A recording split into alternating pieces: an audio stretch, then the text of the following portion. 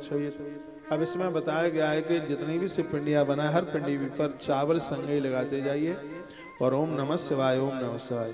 गुरु मंत्र लिया है तो ओम नमः शिवाय, नहीं गुरु मंत्र में मंत्र सुनाए तो सिर्फ नमः शिवाय यह उच्चारण करते हुए और संग ही संग उनकी फिर पूजा करते रहिएगा।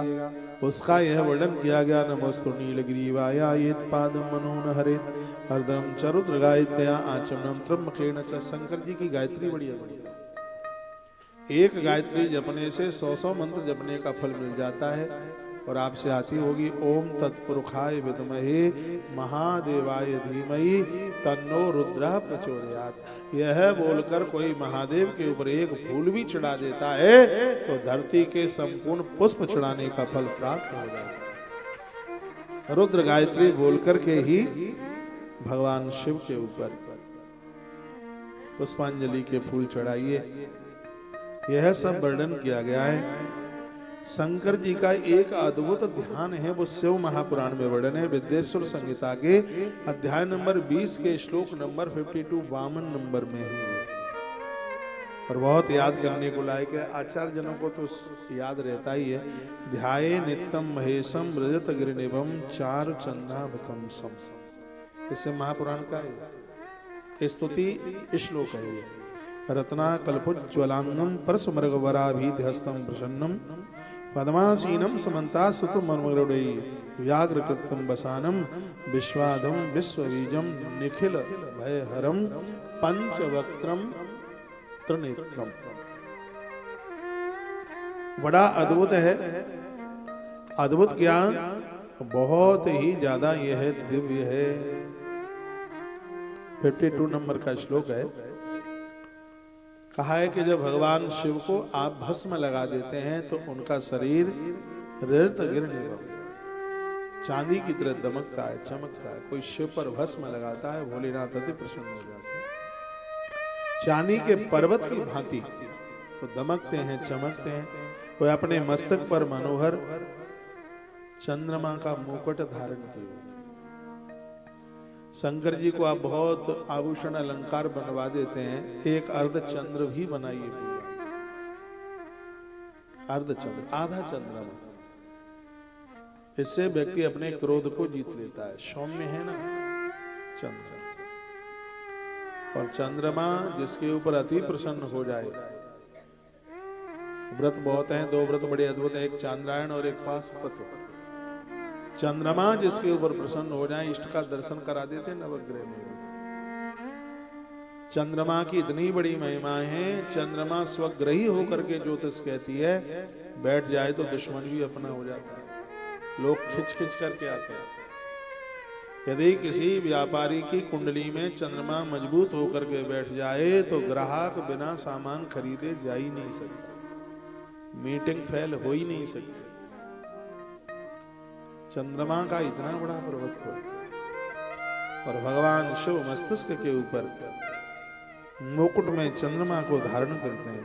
लिखा है ना, चारु चंद्रावतम सम। चारु कहते हैं सुंदर, हिंदी में सुंदर कहेंगे, संस्कृत में कहेंगे चारु।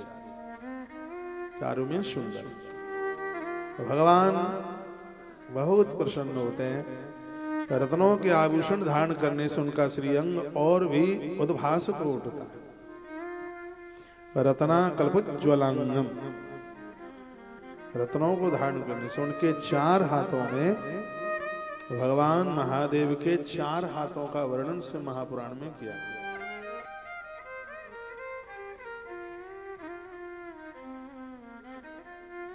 तो 2 ही वाले 4 हाथ। उनके चारों हाथ में क्या क्या है? आनंद हो रहा है, कमाल हो रहा है भैया। कहते हैं बोलो शंकर भगवान की जय हो। ये गणेश जी के भी हाथों में दिखाई देता है। परशु मृग मुद्रा, वर अभय मुद्रा।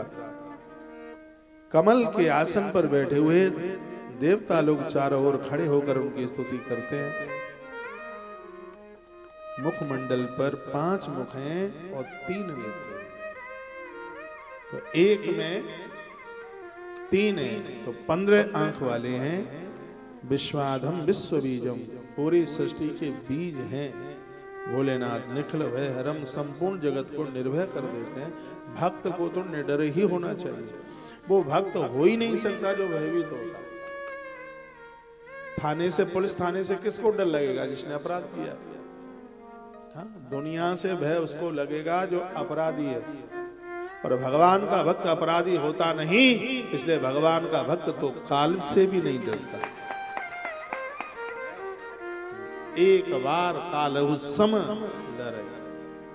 राम जी के लिए गोस्वामी ने शब्द लिखा है, महादेव के परम भक्त हैं। निडर रहिए, निर्भीक रहिए, गलत कीजिए मत। तो फिर भय का बात का पंचवक्त्रम त्रिनेत्रम, उनके 5 मुख हैं, प्रत्येक मुख मंडल में 3-3 नेत्र हैं। ऐसे भगवान महादेव को हम वंदन करते हैं। कहते हैं आपसे कुछ भी नहीं आता है, ऐसा बोल करके और आप भगवान शिव की पूजा कर लेते हैं, आपकी संपूर्ण पूजा ही पूरी हो गई है। इत ध्यात्वा च संपूज्य पार्थिवं लिंगम उत्तमम, जपेत पंचाक्षर मंत्रम गुरुदत्तम यथाविधि। गुरु के दिए हुए पंचाक्षर मंत्र का विधि पूर्वक जप करो। पंचाक्षर मंत्र गुरु से ही लो। ओम नमः शिवाय। पंचाक्षर मंत्र गुरुमुख से सुनकर के और उसको विधि पूर्वक जप कीजिए।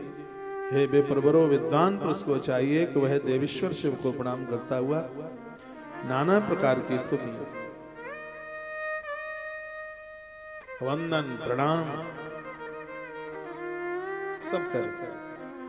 सबको सुख देने वाले भगवान महादेव हैं, सबको सुख देते हैं और हमारे और आपके जीवन के सर्वस्व हैं। उन्हें कहिए, कहे प्रभु हमारे ऊपर आप प्रसन्न हो जाइए। यह वर्णन किया गया। आयु आरोग्यदम चैव यशस्सम स्वर्गमेव च। भगवान महादेव के इस 20 नंबर के अध्याय को जो भी कोई सुनेगा, शंकर जी लंबी आयु देंगे, उसको बीमारियों को खत्म कर देंगे, यश देंगे, पुत्र पौत्र आदि देंगे और अंत में उसे स्वर्ग प्रदान कर देंगे। ऐसे शिव महापुराण का एक भी अध्याय छोड़ने के लायक नहीं है। ऐसी अद्भुत कथा और भूलना नहीं है। चांदी के अर्धचंद्राकार चंद्रमा बना करके अपनी पूजा में रखिए। मैंने इतनी कथाएं कह दी हैं शिव महापुराण की, लेकिन ये आज मेरी समझ में आया है। अब हम यहाँ से जाते वृंदावन सबसे पहले चांदी का आधा चंद्रमा बनवाएंगे पूजा।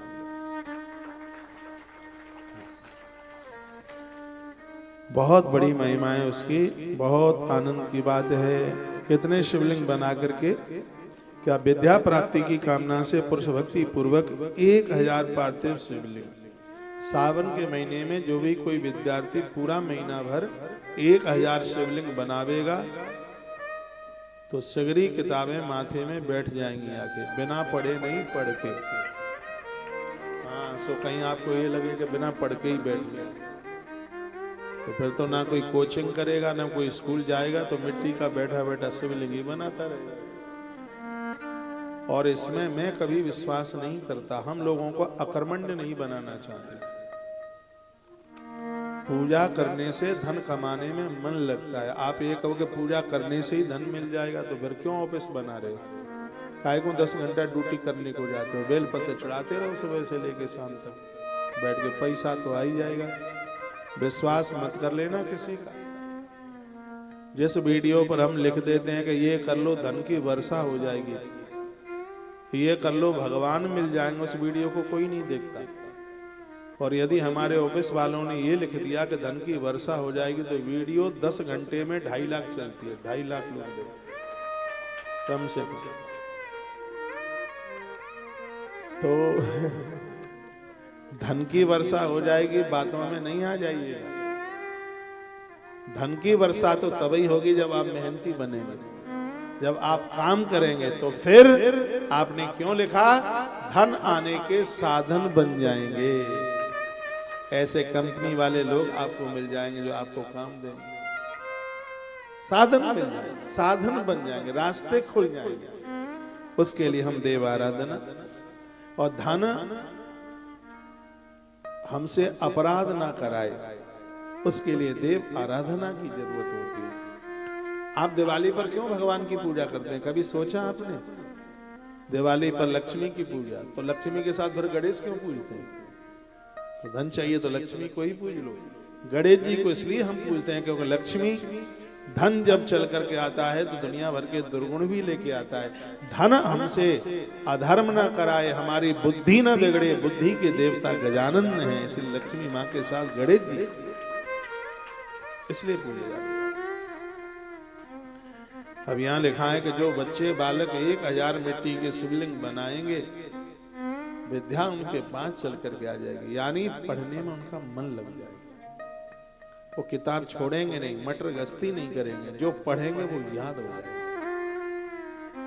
मैं बहुत बार कहता हूं कि विद्या प्राप्त करना महात्मा की तपस्या से बढ़ के है, क्योंकि मैं इस लाइन में जिया हूं, इसलिए मुझे मालूम है विद्यार्थी जीवन कितना तपोनिष्ठ है, कितना तपा। इसमें एक बहुत बड़ा टेंशन दिमाग में रहता है, फेल हो गए, नंबर कम रह गए तो माँ बाबूजी डांटेंगे, उनका पैसा, सबसे ज्यादा तो दिक्कत होती है मम्मी पापा का पैसा खर्च हो रहा है, सबसे ज्यादा लोड सिर के ऊपर ये रहता है, उनका धन, उनका पैसा खर्च हो रहा है, ये इतना बड़ा लोड रहता है। बहुत कठिन काम है पढ़ना, और ना पढ़े तो बिना पढ़े नर पशु का हाल। मैं तो कहता हूँ यदि स्टेशन पर कोई कुलीगिरी भी करे तो योग्य होना चाहिए, पढ़ा लिखा होना चाहिए, और बिना पढ़ा हुआ तो मनुष्य भी जानवर से गिरा हुआ है, ऐसा हमारी नीतियां बोलती है। योग्यता, पढ़ाई लिखाई सबको, सिर्फ पैसा कमाने वाली विद्या नहीं, विद्या हमें विनय देती है, विद्या हमें जीना सिखाती है। सच मानिए विद्या तो हमें देवता बना देती है, देव पुरुष बना देती है, ये विद्या की बड़ी महिमा है। तो विद्यार्थी पुरुषा प्रीत्या सहस्रा में तो पार्थ होगा। मेरी कोई बात इसलिए नहीं काट सकता क्योंकि मैं शीघ्र बातें प्रमाणित कह रहा हूँ। 7 नंबर का श्लोक है, 21 नंबर का अध्याय विद्येश्वरी संहिता है। इसमें लिखा है कि जो विद्यार्थी 1000 शिवलिंग बनाकर पूजन कर जल में उसको प्रवाहित कर दे तो भगवान भोलेनाथ की कृपा से उनके पास संपूर्ण विद्या चल के आएगी, पढ़ने में मन लग जाएगा, किताबें कंठस्थ हो जाएगी, कुछ किताबों से मिलेगा, कुछ अंदर से आ जाएगा अपने आप निकल कर। इतनी बड़ी महिमा। पूजे शिवलिंग मही निश्चयात् तत्फल प्रदम, इसमें का निश्चय ही फल मिलेगा। किसी भी देवता की पूजा निष्फल नहीं जाती, थोड़ी देर लग सकती है लेकिन उसका फल जरूर मिलेगा।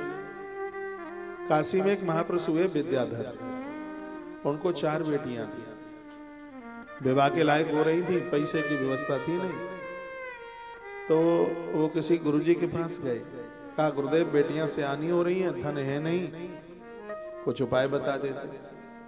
गुरुजी ने कहा कि गायत्री का अनुष्ठान कर दो, गायत्री मैया सब कुछ कर दे। जिन घरों में गायत्री का अनुष्ठान होता है वहां कोई दोष नहीं रहता, वास्तु दोष रहता नहीं है, उस घर में बड़ी आवक, बड़ी समृद्धि होती है। नया मकान का उद्घाटन करा रहे हो तो उसमें गायत्री अनुष्ठान जरूर कराओ। गृह प्रवेश के हवन में कभी पूर्णाहुति नहीं होती, और विवाह के यज्ञ में भी कभी पूर्णाहुति नहीं होती। नए ग्रह में आप गृह प्रवेश करने के लिए जा रहे हैं तो क्या खरीद करके लाना है? आप तो टीवी लाएंगे, मानेंगे थोड़ी, डबल बेड लाएंगे, अलमारी लाएंगे, हैं? नए घर में मिट्टी का घड़ा लाइए, चूल्हा लेके आइए, सूप लेकर के आइए, वो धान कूटने वाला यंत्र, ये बड़े शुभ है। ये नए घर में ये चीजें सब पहले पहुंचाई जाती हैं। समी की लकड़ी पर हवन किया जाता है या आम की लकड़ी पर हवन किया जाता है। उसमें शिव का महारुद्राभिषेक और गायत्री का इसमें अनुष्ठान और इसमें वास्तु की पूजा होती है। तो घर तो चिरादे, वो घर तो धाम बन जाता है, तीर्थ बन जाता है, अद्भुत हो जाता है। पूजा में अश्व के पाम के नीचे की माटी, गौ माता के, हाथी के पाम के नीचे की माटी, समुद्र का जल और 7 नदियों का जल, उससे देवों का प्रोक्षण होता है। फिर वो होता है गृह प्रवेश। तो बड़ा आनंद, ऐसे घर में बड़ा सुकून मिलता है। ये सब चीजें होती हैं। शंकर जी ने भी अपना भवन बनवाया, बरगद के पेड़ के नीचे रहते भोलेनाथ, आगे कथा थी। तो बताते हैं कि जब कोई नई नई शादी होकर के आवे तो अड़ोस पड़ोस में रिश्तेदारी में से नौता आते हैं। आपके आए होंगे, जब नई नई शादी होती है तो दूल्हा दुल्हन को बुलाया जाता है, मालूम है आपको? है? आप बुलाए गए होंगे, हाँ, तो खीर पूड़ी चकाचक भोजन, नई बहू आई है, भीड़ भी लग जाती है। तो लक्ष्मी मैया ने नौते पर महादेव को बुलाया। पार्वती मैया विवाह हुआ था, तो पार्वती मैया और महादेव गए भोजन के लिए। तो वहां तो ठाट बाट थे, सब आनंद ही था। से लौट करके आए तो मैया कुछ अनमनी थी, और माता अनमनी हो तो पता लग ही जाता है, मालूम लगी जाती है। तो शंकर जी ने कहा तो कुछ अनमनी सी हो। मैया बोली अनमनी है, अनमनी जानते हैं, थोड़ा रूठी रूठी सी, रूखी रूखी सी। का क्या बात है, बरगद के पेड़ के नीचे पड़े हो, देखो लक्ष्मी जी के कितने ठाट बाट है, कुछ बढ़िया सा कुछ भवन वगैरह बनवा लेते। शंकर जी ने कहा हमारी हाथ की रेखा में नहीं है। भोलेनाथ ने दाहिना हाथ दिखाया, हाथ की रेखा में नहीं है। तो मैया बोली एक दिन तो आप ये बोल रहे थे कि अच्छे काम करने से और ये रेखाएं बनती रहती हैं, और तो फिर ये आपने ही बोला था। शंकर जी ने कहा तुम चाह क्या रही हो, प्रवचन ना करो। कहा हमें एक भवन चाहिए। शंकर जी ने मना की। और माता में ये विशेषता है, कहीं नए छापे की साड़ी, नई डिजाइन की कोई चैन वगैरह देख ले। अब पति की जेब में वजन है कि नहीं वो बात की बात है, लेकिन वो तो चाहिए ही। तो कहा कि हमें तो नया मकान भवन चाहिए। तो शंकर जी ने श्री विश्वकर्मा जी को बुलाया, भवन बन के तैयार हो गया, सोने का बनाया, कंचन का। विश्वकर्मा जी तो आंख पलक ढलके के बन गया। कहा बाबा देख लो एक बार। बाबा ने कहा जिसको चाहिए उसको दिखा दो, हमें क्या जरूरत है, हमारा तो बरगद का पेड़ ही ठीक है। सो मैया जी गई देखने को, आलीशान, बड़ा अद्भुत बना। मैया प्रसन्न हो गई भवन देख के, और कहा कि इतना मलूक अब बताऊंगी मैं लक्ष्मी को, है हमारा भवन देखने को आवे। लेकिन इसका नया भवन है, गृह प्रवेश। तो 4 वेदों का पंडित रावण को बुलाया गया उसके हुआ बड़े। और ये हमारे ब्राह्मण देवता जितने बड़े बड़े नोट चढ़ाओगे उतने ही करंटदार मंत्र बोलोगे, और फिर तो मंत्र कहां से आते हैं ये भी ना पता लगे। और तुमने सुकड़ी सुकड़ाई छोटी चढ़ाई ना, तो इनको रुद्राष्टाध्याय के 8वां अध्याय कंठ हो तो भूल जाएंगे उस समय।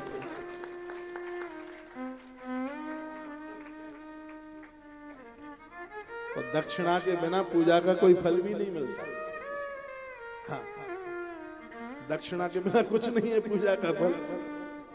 तो पूजा हो गई, और बड़ी अद्भुत। दशानन विद्वान है, 4 वेद कंठ, ब्रह्मा जी ने वेद पढ़ाए उसको।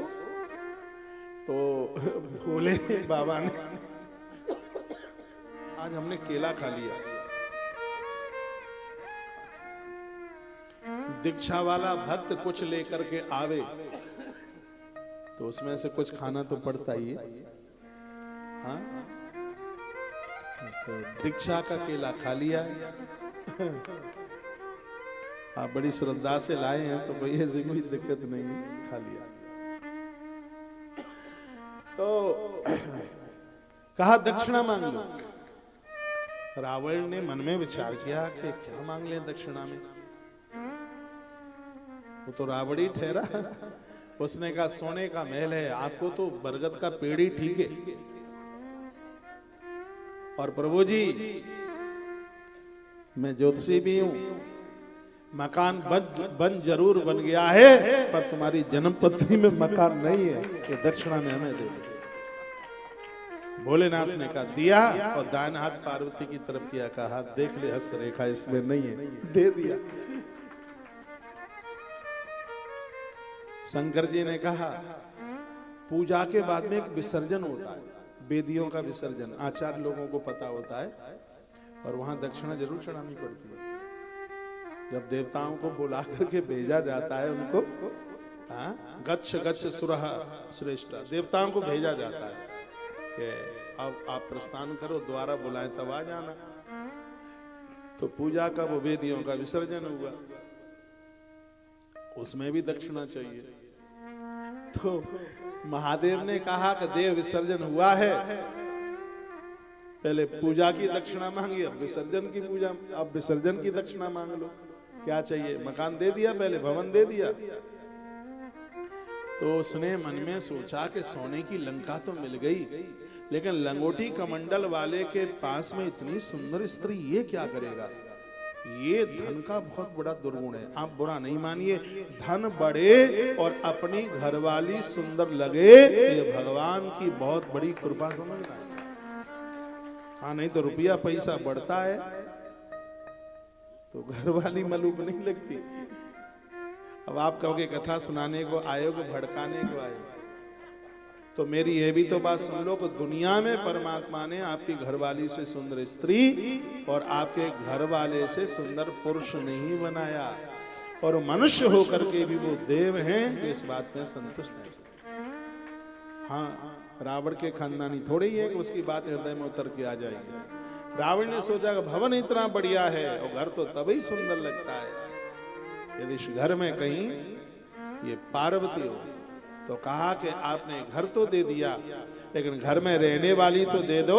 तुम क्या करोगे? पार्वती को हमें दे दो। शंकर जी ने कहा दिया। ऐसा दानी कहां मिलेगा? आप रुपया पैसा दे देंगे, मकान दुकान, लेकिन वहां महादेव, उन्होंने तो घरवाली छिड़क दी, दे दी। वो लेकर के चला। रास्ते में भगवान ब्रह्मचारी बन के आ गए, भड़का दिया, बहका दिया, कहा कि ये पार्वती नहीं है तो उसकी दासी है। रावण उसको छोड़ के चला। पार्वती ने श्राप दे दिया कि हमने इतने मन से घर बनाया, तूने तो एक रात भी नहीं रहने दिया, और याद रखना इसको मैं ही आकर के जला करके राख करूंगी। मां पार्वती बोली। त्रेता का वह जब समय आ गया था, 1000 वर्ष तक मीटिंग हुई थी कि भगवान धरती पर प्रकट हो, तो वायदा शंकर जी ने भी किया था कि मैं भी आऊंगा धरती पर हनुमान बनकर। शंकर जी चले तो पार्वती ने हाथ पकड़ा, कहां जा रहे हो? कि धरती पर जा रहे हैं, प्रभु का अवतार, अब हम भी जाकर के अब कुछ बनेंगे जाकर के। तो कहा हमें भी तो संग लेके चलो। शंकर जी ने कहा हम तो बंदर बनेंगे, तुम्हें कहां लटकाए लटकाए घूमेंगे। पार्वती ने कहा तुम बनोगे बंदर तो हमें अपनी पूंछ बना लेना। तो शंकर जी हनुमान बने और पार्वती मैया को अपनी पूंछ बना लिया। और जब हनुमान जी गए लंका, तो लंका को हनुमान जी ने हाथ पैरों से नहीं जलाया, लंका को हनुमान जी की पूंछ ने जला करके राख कर दिया। क्योंकि बजरंगी की जो पूंछ है तो स्वयं माता पराम्बा भगवती। तो इतनी सी कथा आगे बढ़ गई, इसलिए इतना सुनाया कि नवीन मकान में, भवन में गृह प्रवेश होना जरूरी। भगवान करे जो किराए पर रह रहे हैं उनको भी अपना अपना बढ़िया, और अपनी तो कुटिया तो अमरावती से भी, इंद्र की अमरावती से भी बढ़कर के, उसमें संतुष्ट रहिए। बहुत लोग मुंबई में मकान खरीद रहे हैं लेकिन संतुष्ट नहीं, कहते हैं 1 BHK का है। उनको तो देखो जो फुटपाथ पर पड़े, तुम्हारे पास तो फिर भी 1 BHK का है। उनको देखो कि जिनके पास कुछ नहीं है, कैसे कैसे वह अपना टाइम निकाल रहे हैं। जो भी कुछ मिलता है उसे ही भगवान का प्रसाद मान लो। कहा प्रभु बहुत बहुत आपके लिए कितना धन्यवाद, तुम्हारी कितनी बड़ी कृपा है कि आपका स्मरण बना रहता है, आपको हम याद करते रहते हैं। आपने हमें हमारी जरूरत से ज्यादा दिया। मुझे मेरे दाता ने बहुत कुछ दिया है, तेरा शुक्रिया है, तेरा शुक्रिया। उनको धन्यवाद कीजिए और मेरे साथ बोलिए क्या? हरिओम में ओम समाया है, मेरा भोला नगर में आया। हरिओम में ओम समाया है, मेरा भोला नगर में आया। मेरा भोला नगर में आया है, मेरा भोला नगर में आया है। हरिओम में ओम समाया है, मेरा भोला नगर में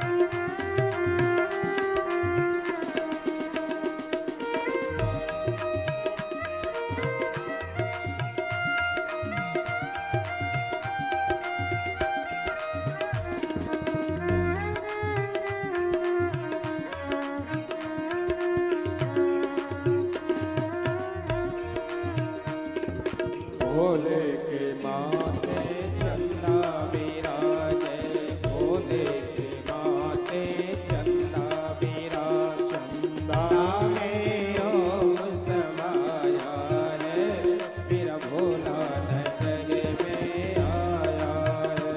हरि ओम समाया है, मेरा भोला नगर में सब गाओ। आया है।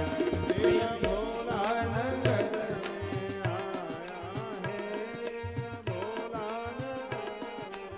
आया है। हरि ओम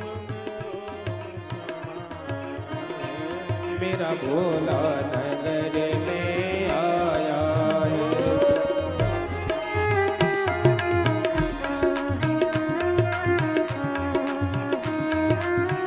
हर हर महादेव। जय हो।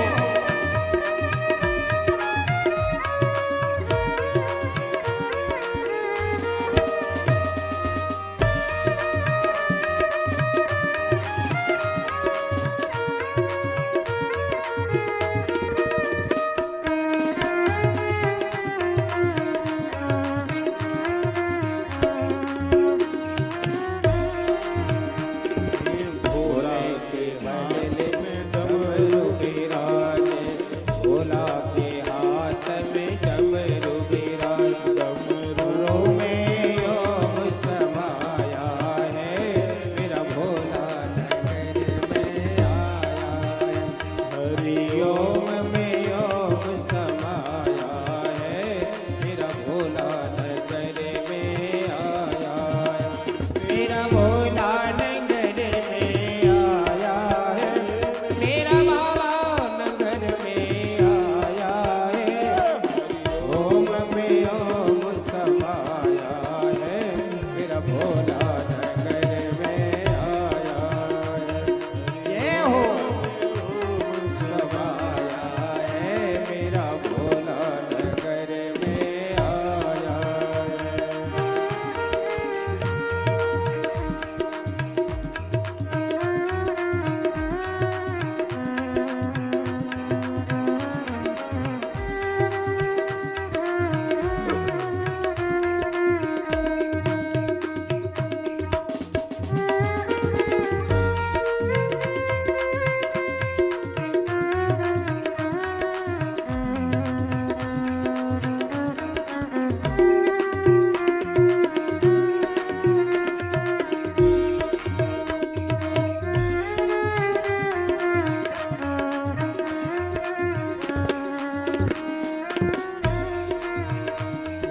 भोला के संग में नंदी विराजे, भोला के संग में नंदी विराज, नंदी में ओम समाया है, मेरा भोला नगर में आया है।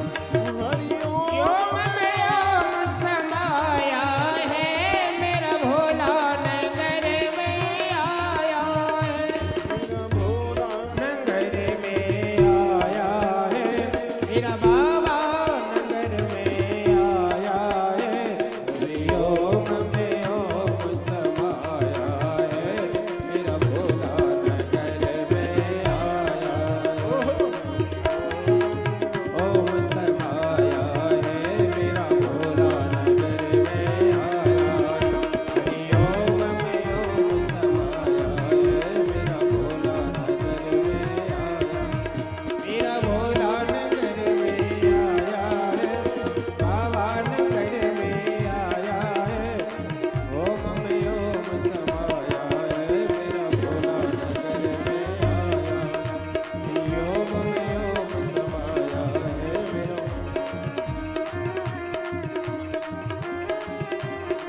आया है, मेरा भोला नगर में आया है। हरि ओम में ओम समाया है, मेरा भोला नगर में आया है। मेरा भोला नगर नगर में आया है, मेरा भोला नगर में आया है। मेरा बाबा नगर में आया है। हरि ओम में ओम समाया है, मेरा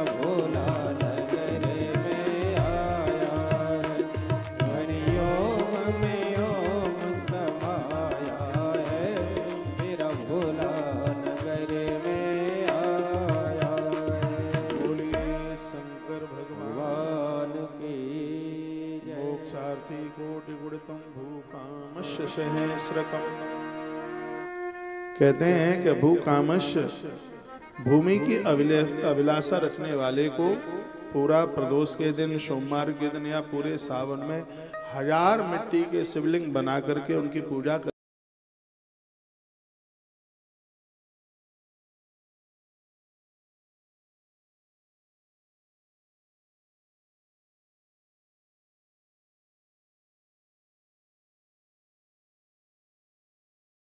को 2000, मित्र प्राप्ति की इच्छा वाले को 3000। और कहते हैं कि यदि कोई 100 मिट्टी के शिवलिंग बना करके भी पूजा कर लेता है, उसके ऊपर किसी का उच्चाटन, जादू, टोना, टोटका हो ही नहीं सकता। आज लोग थोड़े खोटे काम वाले ज्यादा हैं, तंत्र वगैरह करते हैं, मिर्च फोड़ेंगे, नींबू काटेंगे और उल्टा पुल्टा करते हैं। भगवान शिव की पूजा ऐसी है, शंकर तो तंत्र का भी बाप है, भगवान भोलेनाथ के साधक के ऊपर किसी का तंत्र नहीं चलता, ऐसा भगवान व्यास बोल रहे हैं इस ग्रंथ में। आप किसी भी देवी देवता के भक्त क्यों नहीं हैं, आप भगवान शिव के पूजन जरूर कीजिए। चोराद संगठित गियम पार्थवानम सततोयम, उनके ताले नहीं टूटेंगे, उनके धन की चोरी नहीं होगी, उनके सामान का नुकसान नहीं होगा, जिनके द्वारा 200 मिट्टी के शिवलिंग बनाकर और उनका ये पूजन किया गया है। विशेष पर्वों पर, जैसे साल में महीने में एक बार संक्रांति आती है, कृष्ण पक्ष में पड़ती है, घर के 4 लोग बैठ जाओ, 200 मिट्टी के शिवलिंग बनाने में कितनी देर लगती है, कुछ भी नहीं, हाल ही बन।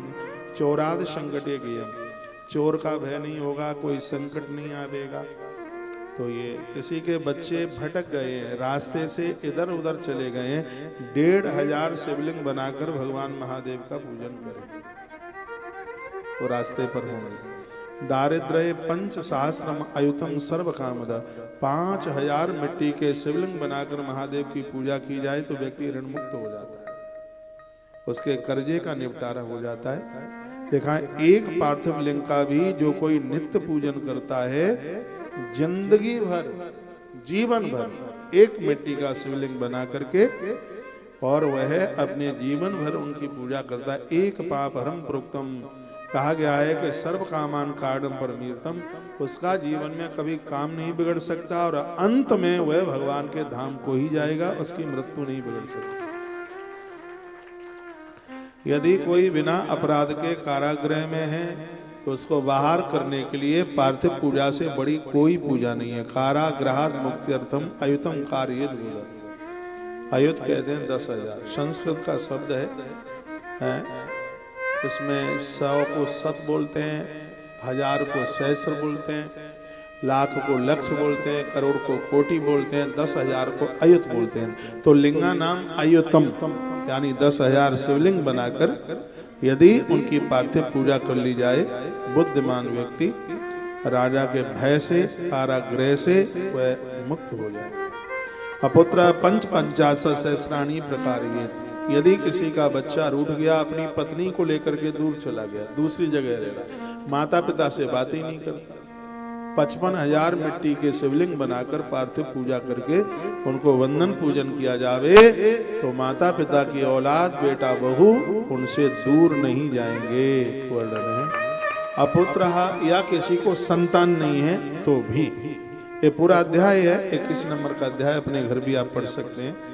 कोट में कांत लिंगानाम यह करोत नरो भी, जिसने अपने जीवन में 1 करोड़ मिट्टी के शिवलिंग अपने हाथों से बना करके पूजन किया है, तो इस कलकाल में भगवान महादेव प्रत्यक्ष रूप से उसके सामने आकर के खड़े हो जाएंगे। ये श्लोक 21 नंबर का श्लोक है। जो मनुष्य पृथ्वी पर 1 करोड़ शिवलिंग का अर्चन करता है वो साक्षात शिव स्वरूप हो जाता है, उसे भगवान महादेव का उसे दर्शन हो जाता है। बिना लिंगार्चनम यस्या कालो गच्छत नित्यसा महाहानिर भवे तस्या दुर्वतस्य दुरात्मा। मनुष्य शरीर धारण करके जिसने बिना भगवान महादेव की पूजा करके अपना जीवन बिताया है, इसमें तो ग्रंथ में उस व्यक्ति को ग्रंथ ने दुष्टात्मा कहा, उसके लिए ऐसा शब्द बोल दिया गया है। एक तस् सर्वदानानि व्रतानि विविधानि च तीर्थानि नियमा यज्ञ लिंगार्चा चैकदश स्मृता। एक और सारे दान, विविध व्रत, तीर्थ यात्रा, नियम, यज्ञ सबरे, और एक तरफ भगवान महादेव की पूजा और शंकर की पूजा का ही पलड़ा भारी रहेगा। गुरु मंत्र में कोई भी मंत्र मिला है तो भी ओम नमः शिवाय मंत्र का जप करते रहिएगा।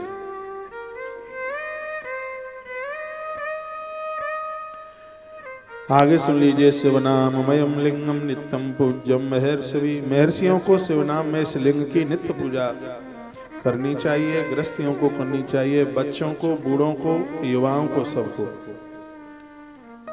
यह शिवलिंग इहलोक और परलोक ये सबको संभाल देता है। और एक बात बहुत लिखने के लायक है, वो आप लिख सकते हैं। क्या लिखना है? बिना भस्म त्रपुंडेण बिना रुद्राक्ष मालया बिल्वपत्रम बिना नैव पूजित शंकरम बुधा। समझदार व्यक्ति को चाहिए क्या चाहिए? उसे बिना भस्म, बिना त्रिपुंड के, बिना रुद्राक्ष की माला धारण किए और बिना बेलपत्र के भगवान शंकर की पूजा पूरी नहीं मानी जाती। ये इस ग्रंथ में लिखा है। शिव पुजारियों के लिए भस्म नहीं है तो त्रिपुंड लगाई माथे, कंठ में रुद्राक्ष पहने और पूजा में बेलपत्र जरूर रखे। बेलपत्र नहीं मिलता है तो चांदी के बेलपत्र बनवा लो और वही धो धो करके चढ़ाते रहिए।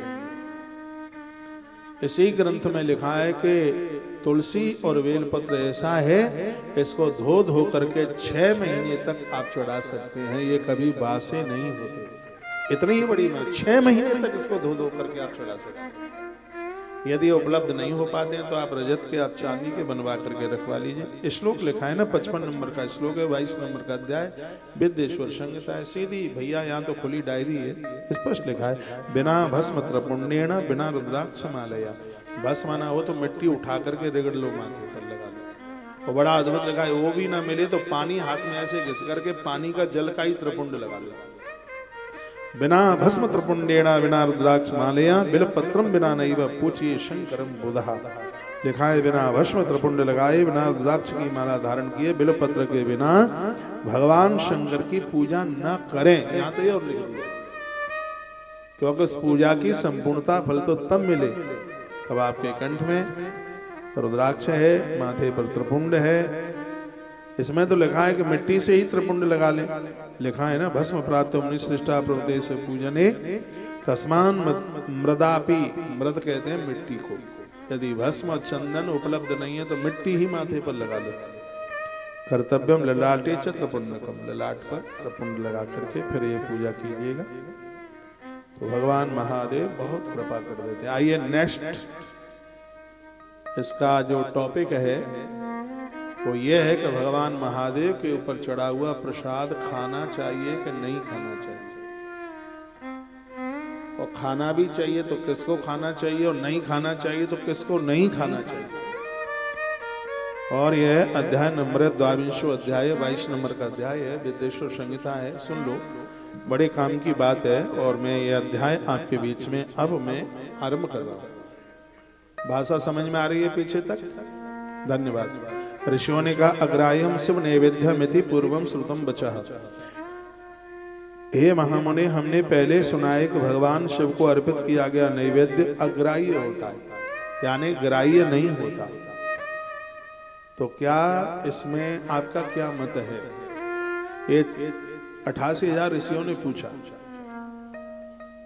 सूत जी को। सूत जी पुराण वेत्ता हैं, 18 पुराणों की कथा उन्होंने एक ही व्यासपीठ से 12 साल में सुना दी, महात्मा सूत जी ने। तो वो क्या कहते हैं, सुरद्धम मुनियः सर्वे सावधानतया धुना। हे महात्माओं, ये प्रसंग थोड़ा सावधान होकर के सुन लें। सर्ववदामि संप्रीत्या धन्या यूयम शिव व्रता। आप लोग शिव व्रत धारण करने वाले हैं, अतः आप लोग धन्य हैं। आपने जो प्रश्न किया है जगत कल्याण के लायक है प्रश्न। शिव भक्त शुचि शुद्ध सदव्रती दृढ़ निश्चया भक्ष ये शिव नैवेद्यम तजेदः ग्राह्य भावना। जो शिव का भक्त पवित्र शुद्ध सदव्रती दृढ़ निश्चयी है उसे शिव नैवेद्य अवश्य ग्रहण करना चाहिए। जो शंकर का पुजारी है, पंचाक्षर मंत्र जपता है, भगवान महादेव के प्रति जिसकी पूरी अटूट श्रद्धा है, ऐसा शिव भक्त भगवान शिव का प्रसाद लेने का अधिकारी है। उसे ये प्रसाद लेना चाहिए। इसलिए लेना चाहिए क्योंकि इस प्रसाद की कितनी बड़ी महिमा है। दृष्टाप शिव नैवेद्यम यान्ति पापानि दूरतः।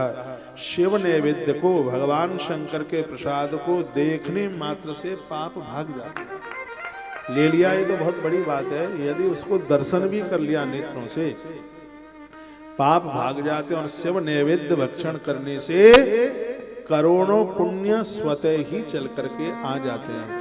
इसको कोई काट नहीं सकता। लिखा है 4 नंबर का श्लोक है, विद्येश्वर संहिता का 22 नंबर का अध्याय है। जो लोग यह कहते हैं कि शिव के ऊपर चढ़ा हुआ प्रसाद चरणादुक चरणामृत लेने वाला स्वान कुत्ता बनता है, तो ये कहने वाले इतना बड़ा अपराध कर रहे हैं, घोर अपराध कर रहे हैं। शंकर उन्हें माफ नहीं करेंगे। विद्येश्वर संहिता के अध्याय नंबर 22 के श्लोक नंबर 4 में लिखा है, भुक्ते तो शिव नैवेद्य पुण्या न्यायांत कोटिस। भगवान शंकर का प्रसाद लेने वाले व्यक्ति के पास एक ही बार में करोड़ों पुण्य दौड़े दौड़े चल करके आ जाते हैं। जैसे नदियां सागर में गिरती हैं, वैसे पुण्य उस महापुरुष के हृदय में प्रवेश करते हैं। शिव के प्रसाद की इतनी बड़ी महिमा। अलम याग सहस्रेणा पिलम यागा बुधैरपि भक्षते शिव नैवेद्य शिव सायुज्य मापनीय। हजारों यज्ञों की बात कौन कहे, जो शिव नैवेद्य खाने से प्राप्त हो जाता है। शिव का नैवेद्य खाने से तो शिव सायुज्य की प्राप्ति हो जाती है, भगवान शिव का सानिध्य मिल जाता है। आगे एक गुणनिधि की कथा और बता दी है। शंकर जी का ही प्रसाद लेने वाला एक अपराधी अंत में जाकर चौथे जन्म में कुबेर बना जाकर, वो कथा आज आप सुनिए। वो शंकर के प्रसाद का ही प्रभाव आगे आप सुनेंगे। अब आगे के श्लोक देखिए। यद ग्रहे शिव नैवेद्य प्रचारोपि प्रजायते तदग्रहम पावनम सर्व अन्य पावन कारण। इस श्लोक का अर्थ है, जिस घर में भगवान शिव को भोग लगाया जाता है। अब देखो, अब यहाँ शंकर जी की कथा, इसलिए बार बार शिव जी का नाम आ रहा है। इस कथा को ऐसे जोड़ देना चाहिए कि जिनके घर में प्रत्येक दिन भगवान को भोग लगाया जाता है, तदग्रहम पावनम सर्व अन्य पावन कारणम, कहते हैं कि वह घर इतना पवित्र हो जाता है, इतना पावन हो जाता है कि चूल्हे की अग्नि यज्ञ की अग्नि के रूप में प्रकट हो जाती है उनके घर। जिनके घर में तदग्रहम पावनम, वो घर पवित्र हो जाते हैं, तीर्थ की तरह हो जाते हैं। कल या परसों भी मैंने आपको निवेदन किया है, हर घर में प्रत्येक दिन भगवान का भोग लगना चाहिए। प्रत्येक दिन ऊट पटांग खाने से आप बच जाएंगे। कल ही तो मैंने बोला था, राम जी ने पूछा हम कहाँ रहे, तो महर्षि वाल्मीकि जी ने कहा तुम ही निवेदित भोजन करें। जिसके घर में आपका भोग लगा करके भोजन होता है, उनके घर में आपका वास होना चाहिए। आज दीक्षा लिए एक बहन ने कहा, महाराज जी आपकी कथा सुन के ही हमारे तो घर में भोग लगना आरंभ हुआ है। अब कौन दीदी बोली है? आज ही बोली है। मैं तो आप सबको ही कहूंगा कि सबके ही घर में भगवान का भोग लगना चाहिए। एक बात और सुन लो, मंदिर में 10 भगवान है तो 10 जगह भोग लगाने की जरूरत नहीं है। एक ही जगह भोग लगाने से सगरे देवताओं को वही समर्पित हो जाए। बहुतों के मंदिर में 25 कटोरी होती है। गणेश जी की अलग होती है एक छोटी, दुर्गा मैया के लिए अलग होती है, हनुमान जी के लिए अलग होती है, महादेव बाबा के लिए अलग होती है, कन्हैया जी के लिए अलग होती है, सबके लिए अलग। पूरा का पूरा मंदिर कटोरियों से भरा हुआ होता है। 100 जगह भोग लगाने की जरूरत नहीं है। एक ही जगह देव बैठे हैं, बस एक ही थाली में सब कुछ रख करके और आप भोग लगा दे। आगतम शिव नैवेद्यम गृहीत्वा श्री सामुदा भक्षणीय प्रयत्न शिव स्मरण पूर्वक। आए हुए शिव नैवेद्य को प्रसन्नता पूर्वक सिर झुकाकर, प्रसाद जब भी लें तो थोड़ा सा मस्तिष्क ऐसे झुका दें। यहाँ वर्णन किया गया है, प्रसाद लेते समय मस्तिष्क झुकाने वाले लोग उस प्रसाद को लेकर के वर्णन किया गया है कि शिव का स्मरण करते हुए, भगवान का स्मरण करते हुए, और जब वो इस प्रसाद को लेते हैं तो प्रसाद मात्र को लेने मात्र से उन्हें चांद्रायण व्रत करने का फल प्राप्त हो जाता है। यह महिमा भगवान के प्रसाद की। आगतम शिवने विद्या अन्यदा ग्राह्य मित्यपि विलंबे पाप संबंधो भवत्येव ही मानव। प्रसाद में बिल्कुल देरी नहीं करनी चाहिए। प्रसाद तो ले लें। बहुत लोग प्रसाद ले जाते हैं कथाओं में से फ्रिज के ऊपर डाल देते हैं। हाँ, सोचते हैं कि केला तो हमारे फ्रिज में दुनिया भर के रखे। हाँ, केला से तो फ्रिज भरा ही है, सड़ रहे हैं तो बगल वाले प्लॉट में भी डाल देते हैं उठा करके। जो मंदिर में से आपको चरणोदक मिलता है, 5000 लीटर का पानी कहीं प्रदेश में मिलता हो तो वह भी ले लेना, वो स्वाद नहीं आएगा। हम गांवों के देहाती लोग हैं, गांव में जन्मे हुए हैं। भले ही आपकी दृष्टि में हम कमजोर हों, हम तो पक्के ठेठ देहाती हैं गांव में। हाँ, नीम के पेड़ के नीचे रहे हुए लोग हैं। कथाएं गांव में होती थी, आज भी देहातों में कथा होती है। गर्मियों में ज्यादा कथाएं होती हैं। क्या प्रसाद में माताएं लेकर के आते हैं? खरबूजा, तरबूजा, और जग भर भर करके लेकर के आते हैं दही। दही लेके उसको क्या कहेंगे? चन्ना मित्तु, अपनी देसी भाषा में। आप चाहे जितनी बढ़िया से बढ़िया लस्सी बना लेना, जो कथा के चरणामृत में आनंद आता है वो आनंद आ ही नहीं सकता। बंबई का सबसे बड़ा लड्डू वाला हो, ब्रांडेड, उसके यहां से लड्डुआ खरीद के लेके आना। मैं छाती ठोक के कह सकता हूं कि हनुमान जी के मंदिर में, गणेश जी के मंदिर में लगा हुआ भोग लड्डू का जो स्वाद है, लाख रुपया किलो आवे तो भी उसमें वो टेस्ट नहीं हो सकता। घर में भी आप भोग लगा करके और बिना भोग के भोजन पाना, और फिर दोनों का अंतर समझ लेना, आपको पता लग जाएगा। इस श्लोक को कभी भी नहीं भूलना। जिनके घर में भगवान का भोग लगा करके प्रसाद दिया जाता है, उस परिवार को प्रत्येक दिन चांद्रायण व्रत करने का फल प्राप्त होता है। हर घर में भगवान का भोग लगना चाहिए। चांद्रायण व्रत बड़ा कठिन है, मैंने एक किया है जीवन में, इसलिए मुझे पता है। मेरे गुरुजी ने 3 किए, मैंने किया 1 महीने का। इसमें चंद्रमा की कलाएं बढ़ती हैं तो ग्रास बढ़ाना पड़ता है। मोर का अंडा जितना बड़ा होता है इतना बड़ा ग्रास होता है। लेकिन मैंने माघ के महीने में किया है तिल के ऊपर। पहले दिन 1 तिल, दूसरे दिन 2 तिल, तीसरे दिन 3 तिल, 15वें वाले दिन 15 तिल रात को 11 बजे। फिर उसको कम किया जाता है। फिर 15 के बाद 14, फिर 13, फिर 12, फिर 11, 10, 9, 8, 7, 6, 5, 4, 2, 1 महीना। रंग ऐसा हो गया था जैसा भैंस का रंग होता है। डॉक्टर ने कहा बचोगे, खड़ा हूं गिर जाऊं। 16 घंटे का आसन था। सुबह 5 बजे से लेकर के रात्रि को 11 बजे चंद्र दर्शन करके, तो कभी वो 9 बजे निकलता तो कभी 11 बजे भी निकलता। तो महीने में इतना बड़ा कठिन यह व्रत है, चांद्रायण व्रत। द्वारा करने की हिम्मत नहीं पड़ी, लेकिन ये मुझे पता है कि इस व्रत करने के बाद ये मांस का लोथड़ा क्या बन गया ये मैं ही जानता हूं। ये मैंने अपने विद्यार्थी काल में किया। इतना बड़ा कठिन है व्रत, चांद्रायण व्रत। तिल का वजन कितना होता है? तिल लेने के तत्पश्चात वस्त्र सिर्फ जल। और सबसे कठिन काम इसमें यह है कि 16 घंटा बाथरूम नहीं जा सकते, और गए भी हो तो उसी समय नहाना पड़ेगा, स्नान करना पड़ेगा। बड़ा वो सब कठिन होता है। चांद्रायण व्रत और पाशुपत व्रत दोनों बहुत कठिन है। और ये कह करके मुझे इतना आनंद आ रहा है, जिनके घर में प्रत्येक दिन भगवान को भोग लगता है उस परिवार को चांद्रायण व्रत करने का फल प्राप्त होता है। इसलिए मैं सभी सनातन बंधुओं को, बहनों को कहना चाहूंगा कि प्रत्येक दिन भगवान का भोग लगे। घर में बच्चे लहसुन प्याज खाते भी है तो उनके तड़का तुड़की का बर्तन एक तरफ कर दो। दोपहर की रसोई का भोग लगना ही चाहिए। सुबह मिश्री का लगा दो, ड्राई फ्रूट का, सूखे मेवा का लगा दो, वर्णन है इसमें, सूखे मेवों के वो लगा दो, बतासे का लगा दो, गुड़ का लगा दो। सुबह रात्रि को दूध का लगा दो। रात्रि को अन्न का भोग आपको नहाना पड़ेगा, रसोई वसोई सब साफ करनी पड़ेगी, इसलिए आप गृहस्थियों के लिए दोपहर का एक ही समय का भोग भगवान का ठीक है, बस दोपहर को लगा दो। दोपहर को तो लगाओ, ठाट वाट से लगाओ, आनंद के साथ लगाओ, रोज लगाओ। भगवान का भोग लगाओगे तो 3 चीजें आपके घर में रहेंगी, आप लिख लेना।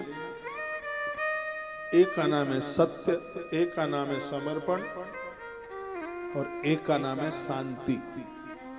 धन कितना भी हो, यदि शांति नहीं है तो सब बेकार है। धन कितना भी हो, घर के लोग झूठ बोलते हैं तो सब बेकार है। आप चाहेंगे कि आपका घर वाला आपसे झूठ बोले, आप बर्दाश्त कर लेंगे? नहीं कर सकते।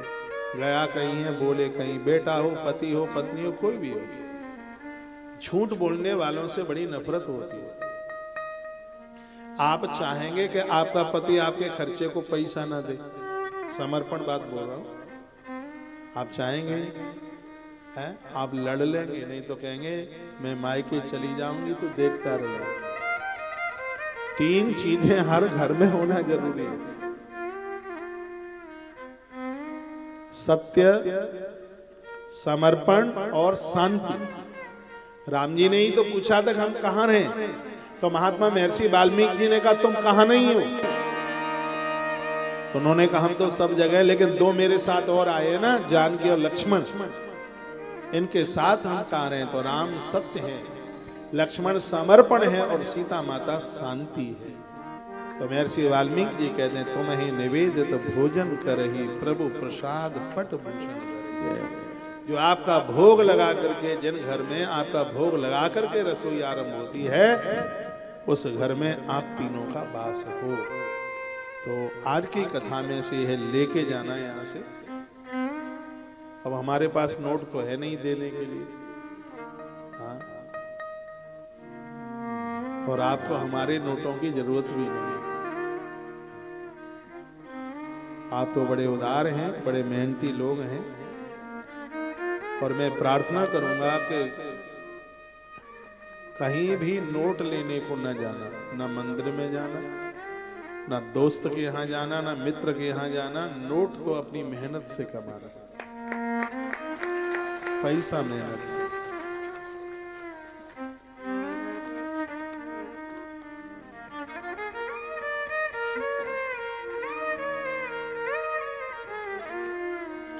भूखे बैठे रहना, इतने लोगों से पैसा मत लेना कभी, लिख लें। एक मंदिर के पुजारी से ऋण मत लेना,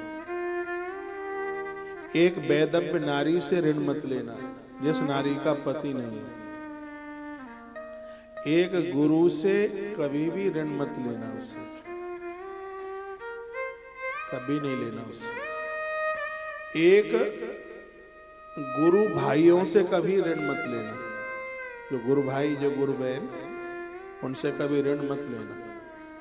साधु का पैसा ठीक नहीं है, गुरु का पैसा ठीक नहीं है, पुजारी का पैसा भी ठीक नहीं है, और वैधव्य नारी का जो धन, जिसको बेचारी को आदमी भी नहीं है, यदि वो पैसा उसका न चुका तो बेल बांध देगा, चौपट कर देगा, खत्म कर देगा, छोड़ेगा नहीं किसी को। मनपुर में भी इनका पैसा कभी खाना मत, लिया भी है तो तत्काल उसको वापस दे देना, उनका पैसा नहीं रखना कभी, इनका पैसा रखने के लायक नहीं है। मैं वही प्रसंग में आ रहा हूं, मैं अपने सब्जेक्ट से अलग नहीं हटूंगा। इसमें शिव नैवेद्य की बात कही गई है। भक्षणीय प्रत्नेन शिव स्मरण पूर्वकम, कहते हैं कि प्रसाद हमेशा देवता का स्मरण करके लीजिएगा, वो प्रसाद हमें पावन कर देता है, हमें विशेष बना देता है। जिसमें शिव नैवेद्य ग्रहण करने की इच्छा उत्पन्न नहीं होती, भगवान का प्रसाद लेने से लोग मुंह तकराते हैं, ऐसे मुंह घुमाए हुए, इसको लोमड़ी की तरह मुंह घुमाए। आपको मालूम है कि माता सवरी ने जब बेर चक चक करके दिए तो लक्ष्मण ने मुंह बनाया। अब ऐसा तो है नहीं कि राम जी कोई वो बेर खिला रही होगी, लखन भी तो साथ में थे, उनको भी तो कहा होगा, ये थोड़ी का, ये तो नहीं सोचा हुआ कि ये भूखा खड़ा रहे। तो उसने लक्ष्मण को भी बेर दिए और लक्ष्मण जी ने मुंह बना लिया। ये भिलनी और हमें जूठे बेर खिलाती है। राम जी कुछ कहे नहीं, सो अचक से यूं लिया और यूं पीछे फेंक दिया बेर। वही बेर सालमली द्वीप में द्रोणागिरी पहाड़ पर संजीवनी बूटी बन गया। प्रसाद था, प्राण बचा दिया। ये तो बचना मुश्किल हो जाता। प्रसादम सर्व दुखान, प्रसाद तो दुखों का नाश करता है। वाह वाह बेटा, ऐसे उत्पाती हम भी थे। बच्चों को देख करके हमें अपनी उद्दंडता याद आ जाती है। हाँ प्यारा है, आपका ही है क्या?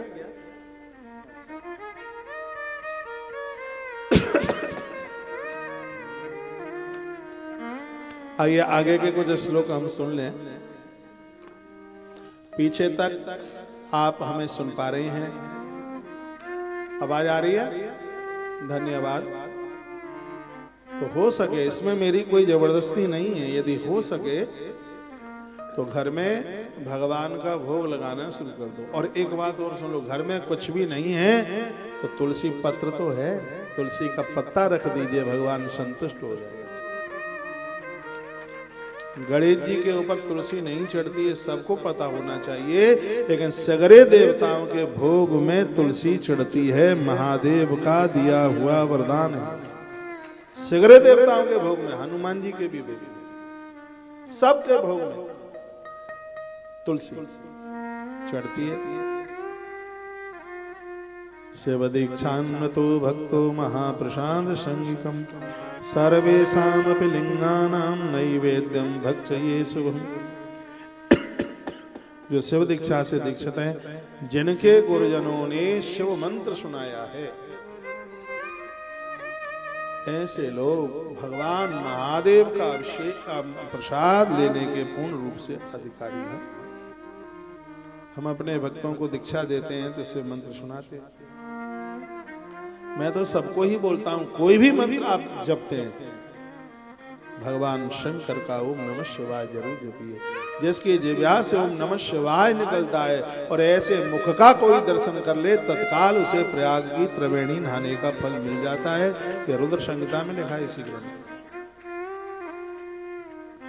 विद्येश्वर संहिता में भी ये वर्णन है, उसमें रुद्राक्ष महात्म्य के आसपास अभी नंबर है। आज की कथा बड़ी अद्भुत है, जाना मत।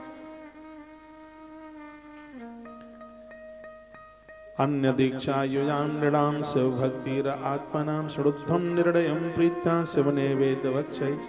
जिन मनुष्यों ने अन्य देवताओं की दीक्षा ली है और शिव की भक्ति में वह अनुरक्त हैं, उनके लिए भी शिव नैवेद्य भक्षण के विषय में कुछ बातें कही गई हैं, वो सुन लीजिए। शंकर जी उनके इष्ट नहीं है और देवताओं का मंत्र जपते हैं। तो लगा सालिग्रामोद्भवे लिंगे रसलिंगे तथा ध्वज।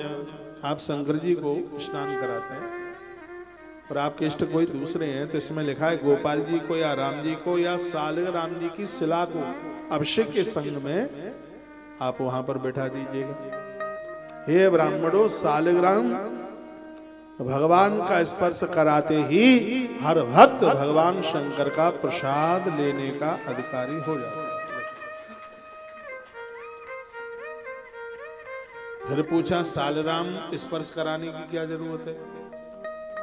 का इसलिए जरूरत है कि कहीं शंकर जी के ऊपर पिंडी पर चढ़ा हुआ प्रसाद, जिसके ऊपर चंडा देवी का अधिकार है, चंडा का अधिकार है, इसलिए उस प्रसाद को तो मंदिर का पुजारी भी नहीं ले सकता।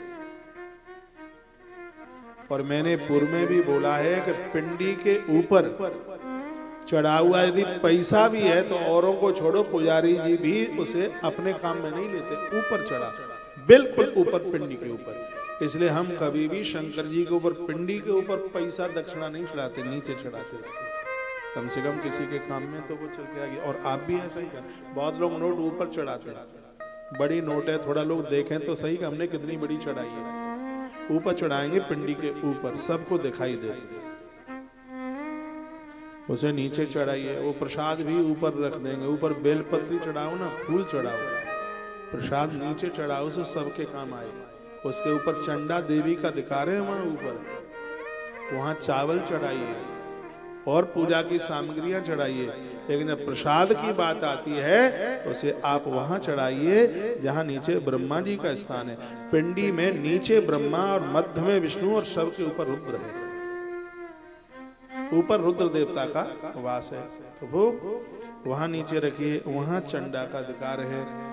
फिर यहाँ पर बात कही, जो मंदिर 100 वर्ष से पुराना है, पूरी बात सुन लो, जो मंदिर 100 वर्ष से पुराना है ऐसे शिव मंदिर में शिव पिंडी के ऊपर चंडा का अधिकार नहीं है। जो स्वयंभू हैं, धरती फाड़ करके प्रकट हुए हैं, उसके ऊपर भी चंडा का अधिकार नहीं है। और जो नर्मदेश्वर है, बाणलिंग है, उसके ऊपर भी चंडा का अधिकार नहीं है। तो ऐसे जो महादेव हैं उनमें सालग्राम भगवान को स्पर्श कराने की जरूरत नहीं पड़ी। समझ में आ रहा है कि नहीं? जो मंदिर 100 साल से पुराना, बाबुलनाथ भगवान है 500-400 साल हो गए, हाँ 100 वर्ष से पुराना है, बहुत लंबा। आप ही तो बता, 300, हाँ 300 साल, 300 वर्ष पुराना है। तो जो 100 वर्ष किसी मंदिर को हो गया है तो उसकी गिनती स्वयंभू में आ जाती है। कोई भी मंदिर है 100 वर्ष उसके पूरे हो गए हैं, उसकी गिनती स्वयंभू में आ गई है। और ऐसा कहते हैं कि यदि किसी भी मंदिर को 100 वर्ष से ज्यादा समय हो गया है तो उस मंदिर की पूजा स्वयं सिद्ध लोग करते हैं, महापुरुष करते हैं, महात्मा करते हैं। और जो मंदिर स्वयंभू हैं, अपने आप ही प्रकट हो गए हैं, उन मंदिरों की सेवा स्वयं देवता करते हैं, स्वयं देवता करते हैं। बद्रीनाथ केदारनाथ भगवान को देखे, बद्रीनाथ की जो सेवा है, जो पूजा है, वो स्वयं देवर्षि नारद जी करते हैं। वहां तो ताला डल जाता है, इतनी सर्दी होती है। और चमत्कार देखो उसका, उस मंदिर का कितना बड़ा है। भगवान को पोशाक पहनाई जाती है और 6 महीने के लिए पोशाक रख दी जाती है। अखंड दिया जलता रहता है, 6 महीने में कितना घी जलेगा कनस्त्रों में रख दिया जाता है। और चाबी आ जाती है ऋषिकेश में, रुद्रप्रयाग की तरफ इधर आ जाती है। अक्षय तृतीया को दरवाजा खुलता है। लेकिन चमत्कार की बात यह होती है, जो 6 महीने पहले जो पहनाई गई है पोशाक वो उतरी हुई होती है और भगवान दूसरी पहनी हुई होते हैं। अखंड ज्योत जल रही होती है और कनस्तर में 1 ग्राम भी घी नहीं रहता। यह हमारे सनातन के देवता केदारनाथ भगवान की पूजा स्वयं बद्रीनाथ करते हैं। और बद्रीनाथ की पूजा है वो देवर्षि नारद जी करते हैं। इतने तो अभी मैंने आपको बोला है, 100 वर्ष से ज्यादा यदि कोई भी मंदिर हो गया है तो उस मंदिर की पूजा सिद्ध करते हैं, महापुरुष करते हैं। कोई संसारी आंखें देख भले ही ना पाए, उनकी पूजा वह करते हैं। और जो स्वयंभू हैं उनकी पूजा स्वयं देव करते हैं, स्वयं देवता करते हैं।